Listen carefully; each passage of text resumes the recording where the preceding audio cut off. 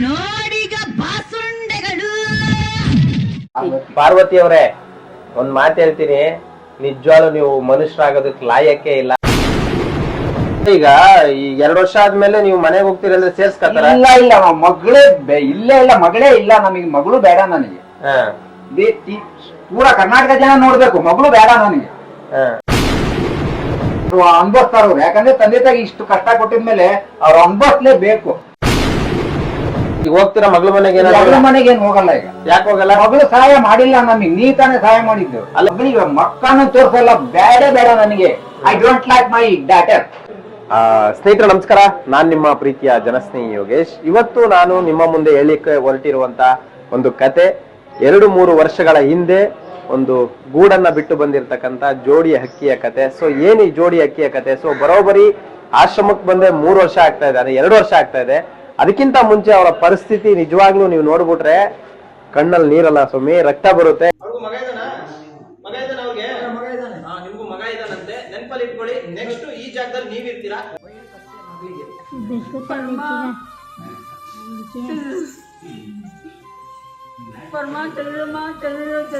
ಹೆತ್ತವರನ್ನು ಓಡಿಸಿದ ಮಕ್ಕಳು ಜೊತೆ ಈ ಬಾಳಲ್ಲಿ ಕರ್ಮನು ಇವರಿಂದ. 2 ವರ್ಷಗಳ ನಂತರ ಈ ಜೋಡಿ ಹಕ್ಕಿಯನ್ನ ಮತ್ತೆ ಮರಳಿ ಅವರ ಗೂಡಿಗೆ ಸೇರಿಸುವಂತ ಒಂದು ಪ್ರಯತ್ನ, ಅಂದ್ರೆ ಈ ಜೋಡಿ ಹಕ್ಕಿಯನ್ನ ಮತ್ತೆ ಮರಳಿ ಅವರ ಗೂಡಿಗೆ ಸೇರಿಸುವಂತ ಒಂದು ಪ್ರಯತ್ನವನ್ನ ನಾವು ಮಾಡ್ತಾ ಇದೀವಿ.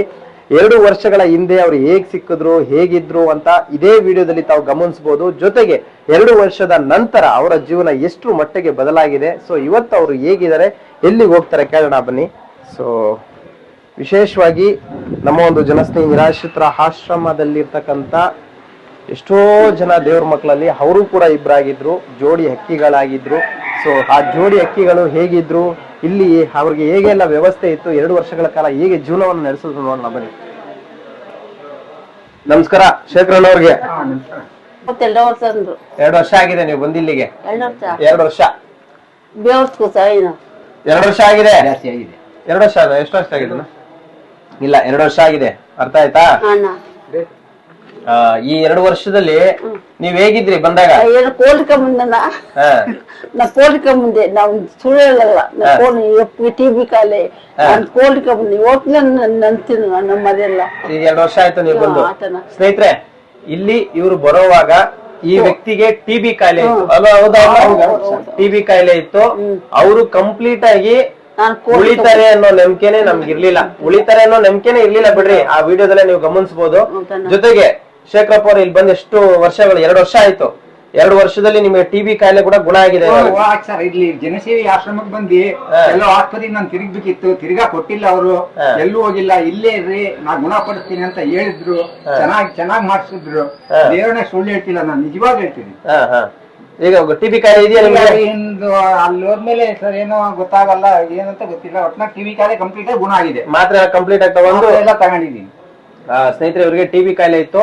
ಕಂಪ್ಲೀಟ್ ಆಗಿ ಟಿಬಿ ಕೋರ್ಸ್, ಅಂದ್ರೆ ಟಿಬಿ ಮಾತ್ರೆ ತಗೊಳ್ಳುವಂತ ಕೋರ್ಸ್ ಕಂಪ್ಲೀಟ್ ಆಗಿದೆ. ಇವಾಗ ಅವ್ರಿಗೆ ಯಾವ್ದೇ ರೀತಿ ಟಿಬಿ ಕಾಯಿಲೆ ಇಲ್ಲ, ಕಂಪ್ಲೀಟ್ ಆಗಿ ಗುಣ ಆಗಿದೆ. ಅಂದ್ರೆ ಹಾಸ್ಪಿಟಲ್ ಇಂದ ಅವ್ರಿಗೆ ಮಾತ್ರೆನ ಸ್ಟಾಪ್ ಮಾಡಿದ್ದಾರೆ. ಜೊತೆಗೆ ವಿಜಯಮ್ಮ ಅವರು ಕೂಡ ಸಿಕ್ಕಾಪಟ್ಟೆ ದಪ್ಪ ಕೂಡ ಆಗಿದ್ದಾರೆ ಇವಾಗ ಚೆನ್ನಾಗಿ. ಇವತ್ತು ಮತ್ತೆ ಅವ್ರು ಊರಿಗೆ ಹೋಗ್ತೀನಿ ಅಂತ ಹೇಳ್ತಿದ್ದಾರೆ. ನೋಡಿ ಯಾಕೆ ಅಂದ್ರೆ ಇಲ್ಲೊಂದಷ್ಟು ಜನ ವಯಸ್ಸಾಗಿರೋರು, ಕಷ್ಟದಲ್ಲಿ ಇರ್ತಕ್ಕಂಥವ್ರಿಗೆ ಸಹಾಯ ಮಾಡ್ಬೋದು. ಆಮೇಲೆ ಇವ್ರಿಗೆ ಹೆಣ್ಮಕ್ಳಿದ್ದಾರೆ ಅಲ್ವೇನ್ರಿ? ಇವ್ರ ಹೆಣ್ಮಗಳಿಗೆ ಫೋನ್ ಮಾಡಿದ್ದೆ 2 ವರ್ಷಗಳ ಹಿಂದೆನೆ. ಅವ್ರು ಬರೋದಕ್ಕೆ ನಿರಾಕರಿಸಿದ್ರು. ಅದಾದ್ಮೇಲೆ ಇವ್ರು ಮೊಮ್ಮಗನ್ ನೋಡ್ಬೇಕು, ಮಗಳ್ ನೋಡ್ಬೇಕಂತ ತುಂಬಾ ಕೇಳ್ಕೊತಾ ಇದ್ರು ನನ್ನ ಹತ್ರ. ಒಂದಷ್ಟು ಸತಿ ಅವ್ರಿಗೆ ಫೋನ್ ಮಾಡಿದೆ, ಅವ್ರು ರೀಚ್ ಆಗಿಲ್ಲ. ಆದ್ರೆ ಬರ್ತಾ ಅವ್ರು ನೋಡ್ಬೇಕನ್ನೋ ಆಸೆ ಜಾಸ್ತಿ ಆಗ್ತಾ ಇದೆ. ಹಾಗಾಗಿ ನಾವು ಊರಿಗೆ ಹೋಗ್ತೀವಿ, ನಮ್ಮ ರಿಲೇಷನ್ಸ್ ಇದಾರೆ, ಅವ್ರ ಮನೆಗೆ ಹೋಗ್ತೀವಿ, ಮಗಳ ಮನೆಗೆ ಹೋಗ್ತೀವಿ ಅಂತ ಹೇಳ್ತಿದ್ದಾರೆ. ಎಲ್ಲಿಗೆ ಹೋಗ್ತಾರೋ ನನಗ್ ಗೊತ್ತಿಲ್ಲ. ಆದ್ರೆ ಅವ್ರ ಆಸೆನ ನಾವು ಬಲವಂತವಾಗಿ ಆಶ್ರಮದಲ್ಲಿ ಇಟ್ಟುಗಳ ಅಗತ್ಯ ಏನಿಲ್ಲ. ಏನಣ್ಣ, ಇಷ್ಟ ದಿನ ನಿಮಗ್ ಕಷ್ಟ ಇತ್ತು, ನಿಮಗೆ ಕಾಯಿಲೆ ಇತ್ತು, ಗುಣ ಆಗಿದೆ. ಅವರು ಸಾಯೋ ಸಿಚುವೇಶನ್ ಹೋಗಿದ್ರು, ಮತ್ತೆ ಗುಣ ಆಗಿ ಮನುಷ್ಯರಾಗಿದ್ದಾರೆ. ಸೊ ಈಗ ನೀವು ಗಟ್ಟುಮುಟ್ಟಾಗಿದ್ದೀರಾ, ನೀವು ಮನೆಗಾರ ಹೋಗ್ಬೋದು, ಅದು ನಿಮ್ ಫ್ಯಾಮಿಲಿ ಮನೆಗಾರ ಹೋಗ್ಬೋದು, ನಿಮ್ ಸ್ವಇಚ್ಛೆಯಿಂದ ಹೋಗ್ಬೋದು. ಹಾ, ಎಲ್ಲಿಗೆ ಹೋಗ್ತೀರಾ? ಶಿವಮೊಗ್ಗದಲ್ಲಿ. ಯಾರಿದ್ದಾರೆ ಶಿವಮೊಗ್ಗದಲ್ಲಿ? ಬರಬಪ್ಪ ನಗರ. ಮಗಳು ಬಿಜಾಪುರದಲ್ಲಿ ಐತೆ. ಮೊದ್ಲು ಬಂದ್ರೆ ಅಲ್ಲಿಂದಾನೆ ಏನಾರ ಬಂದ್ರೆ ಅಲ್ಲಿ ನಮ್ ಹುಟ್ಟಿದ್ದು ಮಗಳು ಶಿವಮೊಗ್ಗನೇ. ಈಗ ಕೊಟ್ಟಿರೋದು ಮದುವೆ ಮಾಡ್ಬಿಟ್ಟಿದೀವಿ. ಈಗ ಕೊಟ್ಟು ಮಗಳು ಇಲ್ಲ ಅಂತಾನೆ ಅದು. ಈಗ ಹೋಗ್ತೀರಾ ಮಗಳ ಮನೆಗೆ? ಮಗಳ ಮನೆಗೆ ಏನ್ ಹೋಗಲ್ಲ ಈಗ. ಯಾಕೆ ಹೋಗಲ್ಲ? ಮಗಳು ಸಹಾಯ ಮಾಡಿಲ್ಲ ನಮಗೆ, ನೀ ತಾನೇ ಸಹಾಯ ಮಾಡಿದ್ದು. ಅಲ್ಲ ಈಗ 2 ವರ್ಷ ಆದ್ಮೇಲೆ ನೀವು ಮನೆಗೆ ಹೋಗ್ತೀರಿ ಅಂದ್ರೆ ಸೇರ್ಸ್ಕತ್ತಾರ? ಇಲ್ಲ ಇಲ್ಲ, ಮಗಳೇ ಇಲ್ಲೇ ಇಲ್ಲ, ಮಗಳೇ ಇಲ್ಲ ನಮಗೆ, ಮಗಳು ಬೇಡ ನನಗೆ. ಪೂರಾ ಕರ್ನಾಟಕ ಜನ ನೋಡ್ಬೇಕು, ಮಗಳು ಬೇಡ ನನಗೆ. ಯಾಕೆ ಬೇಡ? ಬೇಡ ನನಗೆ. ನಮ್ಗೆ ನನಗೆ ನನ್ ಜೊತೆ ನನ್ನ ಹೆಂಡತಿ, ನಾನು, ನಮ್ಮಮ್ಮ, ನಮ್ ರಿಲೇಷನ್ ಬಂದಿದ್ ಹೊಟ್ಟೆಲ್ ಬಂದಿದ್ ಮಗಳು ಬೇಡ ನನಗೆ. ಯಾಕಂತ ನಿರ್ಧಾರ? ಮಾಡ್ಕೊಳ್ತೀವಿ. ಎಷ್ಟೊತ್ತಿ ಫೋನ್ ಮಾಡಿಸಿದೀನಿ ಇಲ್ಲಿಂದ ನಾನು? ಬೇಡ, ನೀವು ತುಂಬಾ ಟ್ರೈ ಮಾಡಿದೀರಾ.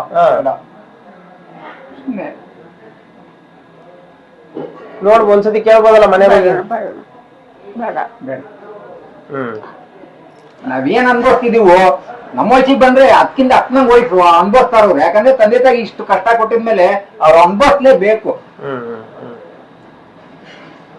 ಈ 2 ವರ್ಷ ಹೇಗಿದ್ರಿ ಇಲ್ಲಿ? ಈಗ ಎಷ್ಟೇ ಮಾತಾಡ್ತಾ ಕುಣಿತಾ ತಿಂತಾ ಮಾಡ್ತಾ ದುಡ್ಡು ಯಾರು ಕೆಟ್ಟ ನೋಡ್ತಾ ಒಂಥರ ಮನರಂಜನೆ. ಜನಸೇವಿ ಆಶ್ರಮ ಅಲ್ಲದೆ ಒಂಥರ ಶಾಲೆ ಇದ್ದಂಗೆ ಚೆನ್ನಾಗಿದೆ. ಬರುವಾಗ ಈ ತರ ಇದ್ರ ನೀವು? ಇಷ್ಟ ದಿನ ಅಲ್ಲೇ ಇದ್ದಿದ್ರೆ ಏನೋ ಒಂದು ರೋಗನೋ ಏನೋ ಬಂದು ಯಾರು ಡೆಡ್ ಆಗೋದು ಅದು ಆಗೋದು ಏನಾರು ಒಂದ್ ಆಗೋದು. ನಿಮ್ ವೈಫ್ ಇರ್ತಿದ್ರೆ ಇಷ್ಟ ದಿನ? ಭಗವಂತನೇ ಬಂದು ಇಲ್ಲಿ ಶನೀಶ್ವರ ಸ್ವಾಮಿ ಯಾರು ಮನ್ಸಲ್ಲಿ ಬಂದು ಸೇರ್ಸಿದಾರೆ. ಇಲ್ಲಿ ಬಂದ್ರೆ ಗುಣ ಪಡಿ ಆಗ್ತೀರಾ ಅಂತ ಪರ್ಫೆಕ್ಟ್ ಆಗಿ. ಹಂಗಾಗಿ ಎಲ್ಲ ಗುಣ ಆಗಿದೀನಿ, ನಾನು ಗುಣ ಆಗಿದ್ದೀನಿ, ಈಗ ಹೋಗ್ತಾ ಇದ್ದೀನಿ. ಆಯ್ತು ಸ್ನೇಹಿತರೆ, ಇವರು ಹೇಳೋ ಪ್ರಕಾರ 2 ವರ್ಷಗಳ ಹಿಂದೆ ಹೇಗಿದ್ರು ಅಂದ್ರೆ ನಿಜವಾಗ್ಲೂ ಊಹೆ ಮಾಡ್ಕೊಳ್ಳೋದಕ್ಕೂ ಸಾಧ್ಯ ಇಲ್ಲ. ನಾನೇ ಹೇಳ್ತಾ ಇದ್ದೀನಿ, ಸತ್ಯವಾಗ್ಲೂ ಪೂಜೆ ಮಾಡೋನಾಗಿ ಅಮ್ಮವ್ರು ಉಳಿತಾರೆ ಅನ್ನೋ ನಂಬಿಕೆನೆ ನಂಗಿರ್ಲಿಲ್ಲ. ಏನು ಮನೆ ಜನ ಅವ್ರು ಉಳಿತಾರೆ ಅನ್ನೋ ನಂಬಿಕೆನೆ ನಂಗಿರ್ಲಿಲ್ಲ. ಏನೋ 1 ದಿನ 2 ದಿನ 3 ದಿನದಲ್ಲಿ ಅವ್ರು ಹೆಚ್ಚು ಕಮ್ಮಿ ಹೋಗ್ಬೋದು ಅನ್ನೋ. ನಾನು ಯಾಕಂದ್ರೆ ಓಪನ್ ಆಗಿ ಹೇಳ್ತಾ ಇರೋದು ಈ ಮಾತು, ಅವ್ರ ಮುಂದೆನೆ ಹೇಳ್ತಾ ಇದ್ದೀನಿ. ಅಂತ ಒಂದು ಕ್ರಿಟಿಕಲ್ ಕಂಡೀಷನ್ ಅಲ್ಲಿ ಇದ್ರು ಇವರು ಜನಸ್ನೇಹಿ ಆಶ್ರಮಕ್ಕೆ ಬಂದ ನಂತರ ಒಂದು ಪವಾಡನೆ ಅಂತ ಹೇಳ್ಬೋದು. ಅವ್ರು ಇವತ್ತು 2 ವರ್ಷ ಚೆನ್ನಾಗಿದ್ದಾರೆ ಅಂದ್ರೆ ಇಲ್ಲಿ ಇರ್ತಕ್ಕಂಥ ಧರ್ಮ ಶನೇಶ್ವರ ಸ್ವಾಮಿಯವರ ಆಶೀರ್ವಾದ, ಆಮೇಲೆ ಕನ್ನಡಿಗರ ಆಶೀರ್ವಾದ. ನೀವು ಊಟ ಕೊಟ್ಟಿರೋದು 2 ವರ್ಷ, ಅವ್ರಿಗೆ ಊಟ ಕೊಟ್ಟು ಬಟ್ಟೆ ಕೊಟ್ಟು ನೋಡ್ಕೊಂಡಿರೋದು ನೀವು, ನಾನಲ್ಲ. ನಾನು ಒಬ್ಬ ಕೆಲ್ಸಗಾರನಾಗಿ ಅವ್ರನ್ನ ನೋಡ್ಕೊಂಡಿದೀನಿ ಅಷ್ಟೇ. ನನ್ನ ಕೈಲಾದಷ್ಟು. ನಮ್ಮಿಂದ ಇರೋರು ನಿಮ್ಗೆ ತಪ್ಪಾಗಿದ್ರೆ ಮತ್ತೆ ನೀವೇ ನಮ್ ಪಾಲಿಗೆ, ಇವರೇ ನಮ್ ಪಾಲಿಗೆ ದೇವ್ರ ಸರ್. ಯಾ ಸುಳ್ಳು ಹೇಳ್ಬಾರ್ದು. ಇವರು ಜನಸೇವಿ ಆಶ್ರಮ ಓನರ್ ಅಂತ ಹೇಳಂಗಿಲ್ಲ, ಎಲ್ಲಕ್ಕೂ ಚೆನ್ನಾಗಿ ಅವರೇ ಹೊಂದ್ಕೊಂಡಿರ್ತಾರೆ. Thank you. ಈಗ ನಿಮ್ ಮನೇಲಿ ಯಾರ ಮನೆಗೆ ಹೋಗ್ತಾ ಇದ್ದೀರಾ ನೀವು? ನಾವು ಸೀದಾ ಅಕ್ಕ ಇದಾರೆ, ಪಕ್ಕದಲ್ಲೇ ಮನೆ ಅಕ್ಕ, ಇನ್ನೊಂದ್ ಪಕ್ಕದ ಮನೆ ಅತ್ತೆಮ್ಮ. ಒಂದ್ ವೇಳೆ ಅವರು ಸೇರ್ಸ್ಲಿಲ್ಲಪ್ಪ? ಇಲ್ಲ ಸೇರ್ಸೋದಲ್ಲ, ಪೂರಾ ಅಲ್ಲೇ ಕೆಲಸ ಮಾಡಿ ಬರ್ತೀವಿ ಇಲ್ಲಿಗೆ. ಮತ್ತೆ ಯಾಕೆ ಬರ್ತೀರಾ? ಬರ ಕೆಲಸ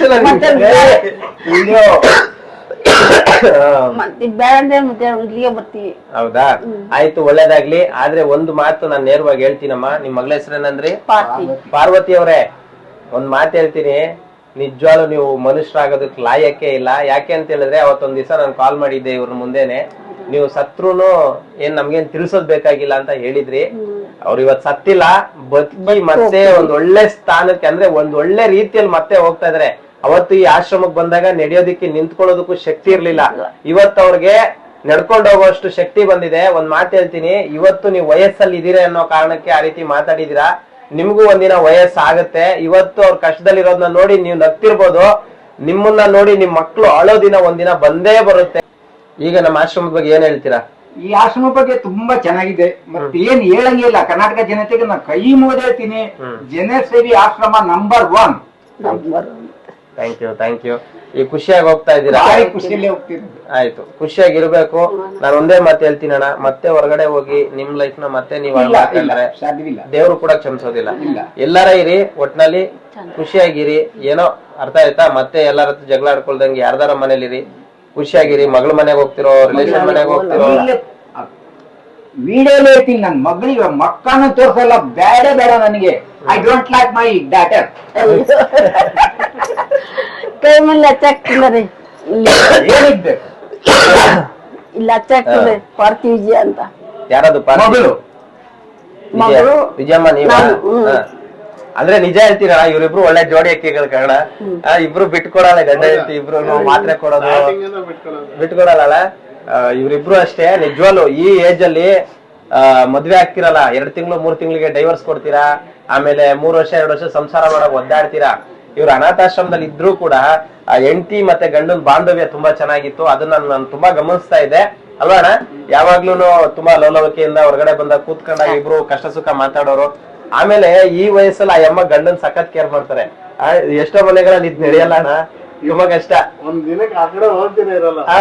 ತುಂಬಾ ಕೇರ್ ಮಾಡ್ತಾರೆ. Gents ward separate, ladies ward separate ಇರೋದ್ರಿಂದ ಇವ್ರಿಗೂ ಅವ್ರಿಗೂ ಕಮ್ಯುನಿಕೇಶನ್ ಇಲ್ಲ, ದೂರ ಆದ್ರೂ ಬೆಳಗ್ಗೆ ಫಸ್ಟ್ ಮೀಟ್ ಆಗಿ ಮಾತಾಡಿಸಿ ಶೇಖರಪ್ಪ ಅವ್ರನ್ನ. ಸೊ ತುಂಬಾ ಖುಷಿ ಆಯ್ತು. ಏನಂದ್ರೆ ನಮ್ಮ ಕೈಲಾಗಿದ್ದ ಸೇವೆ ನಾವು ಮಾಡಿದೀವಿ. ಖುಷಿ ಏನಪ್ಪಾ ಅಂದ್ರೆ ಒಂದು ಬೇಜಾರಿದೆ ಕಳ್ಸೋದಕ್ಕೆ. ಯಾಕೆಂದ್ರೆ ನಮ್ ಜೊತೆಲಿದ್ದಾಗ ನಮ್ ಕುಟುಂಬಸ್ಥರ ತರ ನಾವ್ ಅನ್ಕೊಂಡಿರ್ತೀವಿ. ನಾವ್ ಯಾವತ್ತೂ ಕೂಡ ಅವ್ರನ್ನ ಬೇರೆ ತರ ನಾವ್ ನೋಡಿಲ್ಲ. ಬಟ್ ಹಾಗಾಗಿ ಶೇಖರಪ್ಪ ಮತ್ತೆ ವಿಜಯಮ್ಮ ಅವ್ರನ್ನ ಒಂದ್ ಮಾಡಿ ಅವರ ಮನೆಗೆ ಕಳ್ಸ್ಕೊಡ್ತಾ ಇದೀವಿ. ವಿಜಯಮ್ಮ ಅವರೇ ಒಂದ್ಸಲ ಟಬ್ಗಳಿರ ನೋಡಿಲ್ಲ ಒಂದ್ ದಿವಸ. ಅಯ್ಯಯ್ಯೋ ಕಳ್ಸ್ಕೊಳ್ರಪ್ಪ ಅಣ್ಣ. ಈ ವಯಸ್ಸಲ್ಲಿ ಎಷ್ಟು ಪ್ರೀತಿ ಶೇಖರಪ್ಪಂಗೆ ಹೆಂಡತಿ ಮೇಲೆ. ಅಣ್ಣ ನಮ್ಮ ಮದ್ವೆ 6 ತಿಂಗಳು ಮುಟ್ಟಿ ಕಾಲ್ ಮುರ್ಕೊಂಡ್ಬಿಟ್ಟು 6 ತಿಂಗಳಿಗೆ ಕಾರ್ ಮುಗ್ದೋಯ್ತಾ? ಒಂದು ಮೈಸೂರು ಕೆಲಸ ಮಾಡೋರು ಮುಟ್ಟೋಗ್ಬಿಟ್ಟು ಅವಾಗ ನಾನು ಅದೇ ಹುಡುಗಿ. ಅವಾಗ ನಮ್ಮ ಅಮ್ಮ ಮೂವತ್ತು ಬೆಡ್ಡ ಗಡ್ಸುವಾಗ ಮಳೆಯಲ್ಲ ಅಂತ ಕೇಳ. ಆಯ್ತು ವಿಜಯಮ್ಮ, ಒಳ್ಳೇದಾಗ್ಲಿ. ಚೆನ್ನಾಗಿದ್ದೀರಾ, ಆರೋಗ್ಯವಾಗಿದ್ದೀರಾ. ಎಷ್ಟ್ ಕೆಜಿ ದಪ್ಪ ಆಗಿದ್ದೀರಿ ಇವಾಗ ನೀವು? ನಾವು ಎಷ್ಟು ತೂಕ ಮಾಡೋಣ ಅಂದ್ರೆ ದಪ್ಪ ಬೇರೆ ಆಗವ್ರೆ. ನೀವು ಮಾತ್ರ ದಪ್ಪ ಆಗಿಲ್ಲ ರೀ. ಇಲ್ಲ, ನನ್ನ ಶರೀರನೇ ಹಂಗೆ. ನಾನು ಸಣ್ಣ ವಯಸ್ಸಲ್ಲಿ ಜಾಸ್ತಿ ಕೆಲಸ ಮಾಡ್ಬೇಕು. ಒಳ್ಳೇದಾಗ್ಲಿ. ಸ್ನೇಹಿತರೆ, ಇಷ್ಟ ಆದ್ರೆ ಈ ವಿಡಿಯೋನ ಶೇರ್ ಮಾಡಿ. ಜೊತೆಗೆ ಇವ್ರೆಲ್ಲೇ ಇದ್ರು ಚೆನ್ನಾಗಿ ಪಾರಮ್ಮ ತೆಗೆದು ಚೆನ್ನಾಗಿಲ್ಲ ಮಗಳು. ಚೆನ್ನಾಗಿರ್ಲಿ. ಪಾರ್ವತಮ್ಮ ಈಗ್ಲೂ ಚೆನ್ನಾಗಿರ್ಲಿ. ದಯವಿಟ್ಟು ಪ್ರತಿಯೊಬ್ರು ಈ ವಿಡಿಯೋನ ಶೇರ್ ಮಾಡಿ, ಸಪೋರ್ಟ್ ಮಾಡಿ. ವಿಜಯಮ್ಮ ಮತ್ತೆ ಶೇಖರಪ್ಪ ಅವರು ಮತ್ತೆ ಜೋಡಿ ಅಕ್ಕಿಗಳಾಗಿ ಅವ್ರ ಗೂಡಿಗೆ ವಾಪಸ್ ಹೋಗ್ತಾ ಇದಾರೆ. ನನಗಂತೂ ಸಂತೋಷ ಇದೆ, ನೀವು ಸಂತೋಷ ಪಡ್ತೀರಾ ಅಂತ ಅನ್ಕೊಂಡಿದೀನಿ. ಇಷ್ಟ ಆಗತ್ತೆ ಅಂತ ಭಾವಿಸ್ತಿದೀನಿ. ಇವ್ರು ಹೇಗಿದ್ರು ಮುಂಚೆ, ಇವತ್ತು ಹೇಗಾಗಿದ್ದಾರೆ ಎರಡನ್ನೂ ಕೂಡ ನೀವು ನೋಡಿರ್ತೀರಾ ಅಂತ ಭಾವಿಸ್ತೀನಿ. ಜೊತೆಗೆ ನಮ್ಮ ಒಂದು ಕೆಲಸ ಇಷ್ಟ ಆದ್ರೆ ದಯವಿಟ್ಟು ಪ್ರತಿಯೊಬ್ರು ವಿಡಿಯೋ ಶೇರ್ ಮಾಡಿ, ಸಪೋರ್ಟ್ ಮಾಡಿ. ಎಲ್ರಿಗೂ ಒಳ್ಳೇದಾಗ್ಲಿ. ಜೈ ಹಿಂದ್, ಜೈ ಕರ್ನಾಟಕ. ಮತ್ತೆ ಶನೇಶ್ವರ ಒಳ್ಳೇದ್ ಮಾಡ್ಲಿ. ಎಲ್ರಿಗೂ ಒಳ್ಳೇದಾಗ್ಲಿ. ನಮಸ್ಕಾರ. ಆಯ್ತು, ಒಳ್ಳೇದಾಗ್ಲಿ ಶೇಖರಣ್ಣ. ಆಯ್ತು, ಒಳ್ಳೇದಾಗ್ಲಿ. ನಮ್ಮ ಮಗ ಇದ್ದಂಗಿದ್ದೀನಿ. ಬಾರಮ್ಮ. ಆಯ್ತು, ಒಳ್ಳೇದಾಗ್ಲಿ.